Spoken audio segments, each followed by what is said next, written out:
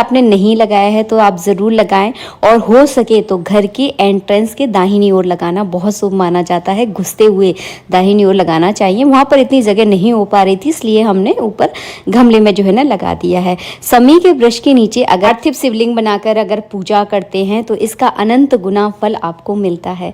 बहुत सरल तरीके से वीडियो बना रही हूँ तो आप लोगों को सारी चीज़ें अच्छे से समझ में आ जाएंगी।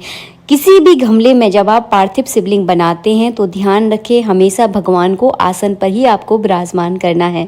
आप चाहे तो समी वृक्ष के नीचे जो मिट्टी है उस मिट्टी से भी आप पार्थिव शिवलिंग बना सकते हैं। मैं हमेशा काली मिट्टी का ही प्रयोग करती हूँ, इसलिए मैंने काली मिट्टी का यहाँ पर यूज़ किया है। आप समी वृक्ष की मिट्टी भी जो है ना लेकर पार्थिव शिवलिंग का जो है ना निर्माण कर सकते हैं। आसन के ऊपर विराजमान जरूर करना।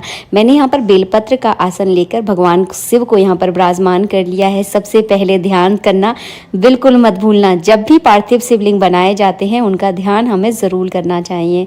उसके बाद गंगा जल से स्नान करवाऊंगी, कच्चे दूध से स्नान करवाऊंगी। आप चाहें तो पंचामृत से स्नान करा सकते हैं। लक्ष्मी की प्राप्ति चाहते हैं तो गन्ने का जूस बहुत बढ़िया रहता है, गन्ने के जूस से आप भगवान शिव को स्नान करवा दीजिए।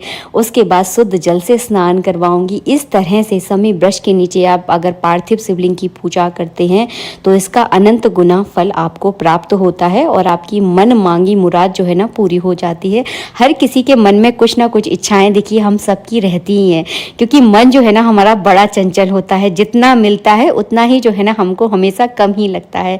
तो अगर आपकी कोई विशेष इच्छा है जो आप चाहते हैं कि वो पूरी हो जाए तो सावन का महीना इसके लिए श्रेष्ठ है।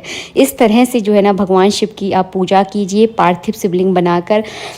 बेल पत्र के नीचे या समी वृक्ष के नीचे पार्थिव शिवलिंग बनाना और उनका जो है ना इस तरह से आप पूजन करना। सावन का सोमवार बहुत विशेष रहता है। शिवरात्रि के वाले दिन भी आप इस तरह से पूजा कर सकते हैं।